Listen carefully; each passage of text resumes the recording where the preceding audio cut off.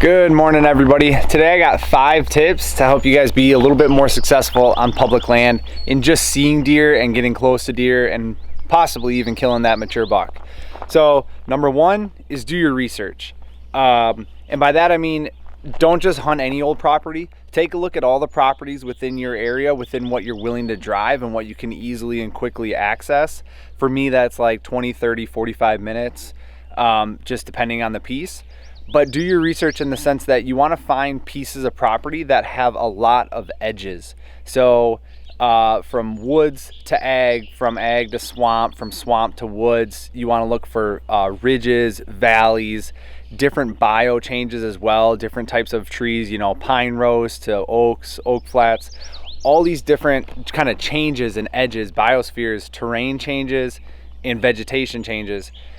That's generally where deer like to live. I read an article a long time ago, deer are creatures of the edge, and that has stuck with me the last 15, 20 years, just because it happens over and over and over again. I see it. Deer love those edges. They love those different changes, and that's where you find a lot of them.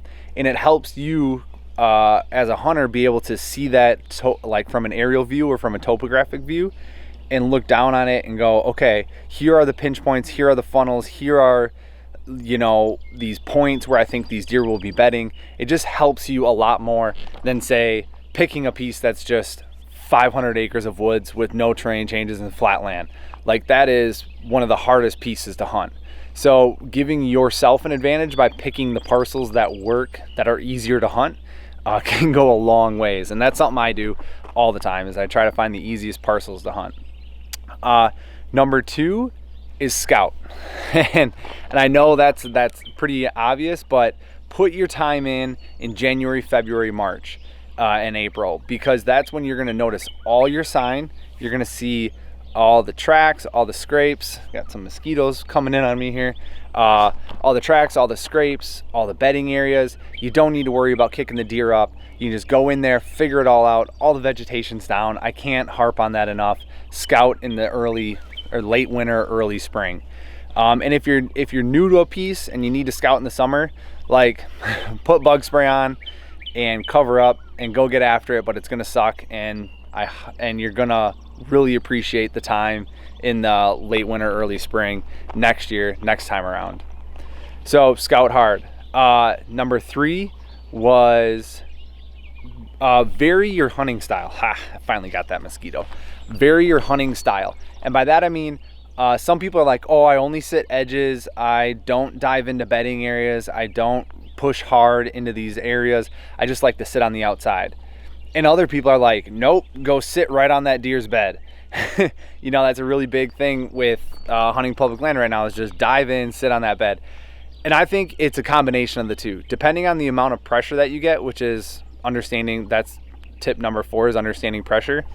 But depending on the amount of pressure you get, you need to vary that hunting style, because some areas, even on a 1,000-acre piece, you might have 600 acres that are heavily pressured and 400 that are not heavily pressured. So you need to hunt those, even though it's the same piece, you need to hunt those different areas differently, because you'll get greater advantages by in those highly pressured areas, diving in, going hard, getting deep, getting aggressive.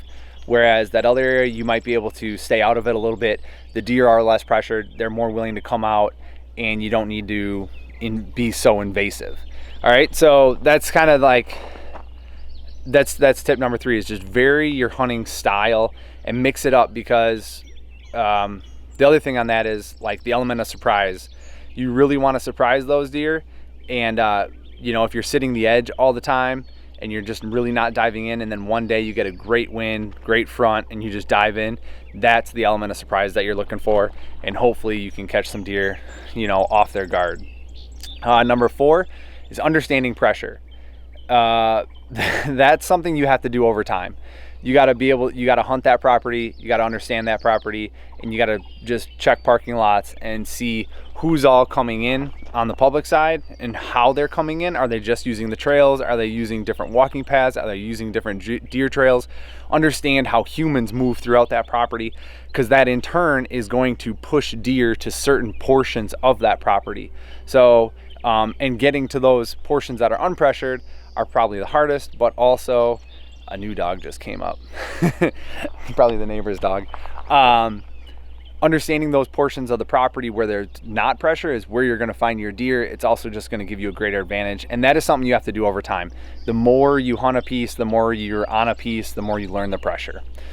Also, you want to understand the private land pressure too around the area. You know, see if people are coming in off that private, find where the box blinds are on the private or the tree stands are on the private, so you understand how they're hunting it, and that is in turn going to push the deer in a certain direction as well. And if you take a satellite map, you kind of highlight and mark off all these different areas where there's all this pressure, you're going to find little pockets here and there that don't have pressure, and that's likely where you're going to find your deer. So that is definitely something that I do regularly as well. And the last one, number 5, is sit often. And I know a lot of people will say, if you want to kill mature deer, like only go in there 5 times a year. But my biggest gripe to that is those same people, they sat often for the first few years and then figured out where those specific spots were to hunt, and then they can only sit 5 times a year and have success. But until then, you don't know what you don't know. So get in there, sit often, and understand how a property lays out. Figure out where those great spots are. And then once you have that over the course of 3, 4, 5 years, that's when you can start sitting only 4 times a year, 6 times a year, 8 times a year on the perfect conditions. Because you don't know what the perfect conditions are. You don't know where the right spots are or anything until you go in there and figure it out. So don't just sit back and go, I only need to hunt cold fronts. I only need to hunt, November 6th, 7th, 8th, and 9th. I only need to hunt the pre-rut, or I only need to hunt this scrape.